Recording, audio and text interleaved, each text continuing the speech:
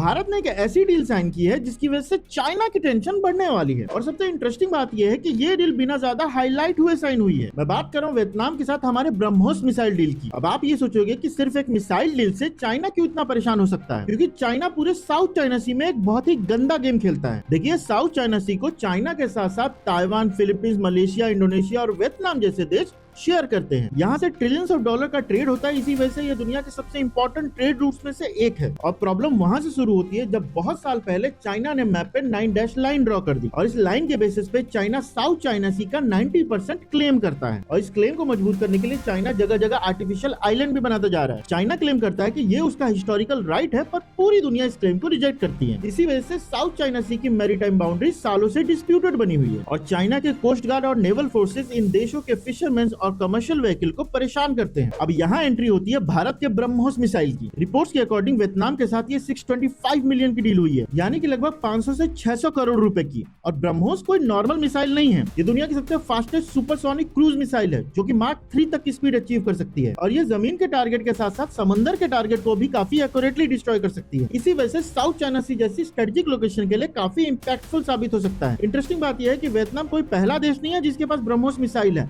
Philippines के पास ये पहले से ही है और ऑफिशियल रिपोर्ट्स के अकॉर्डिंग इंडोनेशिया के साथ भी इसके एक्सपोर्ट की बातचीत चल रही है। मतलब इसे एक बात तो साफ है कि साउथ चाइना सी के आसपास के देश अपनी मिलिट्री कैपेबिलिटी को अपग्रेड कर रहे हैं। लेकिन अब सवाल ये है कि इन सभी देशों को अपना डिफेंस स्ट्रॉन्ग करने की जरूरत क्यों पड़ गई है, और इसका सबसे बड़ा रीजन है ग्लोबल पॉलिटिक्स का चेंज होना। रशिया यूक्रेन वॉर ने यूरोप और रशिया को कमजोर कर दिया और यूएस और ईरान वॉर ने पूरे मिडिल ईस्ट और यूएस को कमजोर कर दिया। और इस वक्त जियोपॉलिटिक्स में चाइना नंबर 1 पे चल रहा है। मतलब इस वक्त चाइना अगर चाह ले तो पूरे साउथ चाइना सी को कैप्चर या तो ब्लॉक कर सकता है और यूरोप, यूएस और रशिया उसे रोक भी नहीं पाएंगे। इसी वजह से साउथ चाइना सी में चाइना का डोमिनेंस रोकने के लिए ये सारी कंट्रीज अपनी मिलिट्री कैपेबिलिटी को अपग्रेड कर रही हैं।